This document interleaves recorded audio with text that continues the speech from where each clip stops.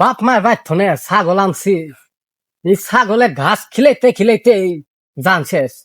কি বাইশে দিন পড়ছে, পানি ভরি শেষ।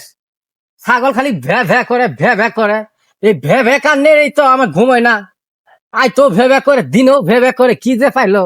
হ্যাঁ, নাকি পাড়ায় আইছে কিছুই বুঝতেছি না।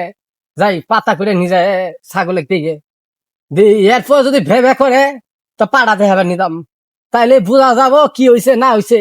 হ্যাঁ, পাতা পারে তো এক ঝামেলা, আল্লাহ গো কি এক জ্বালা না কত।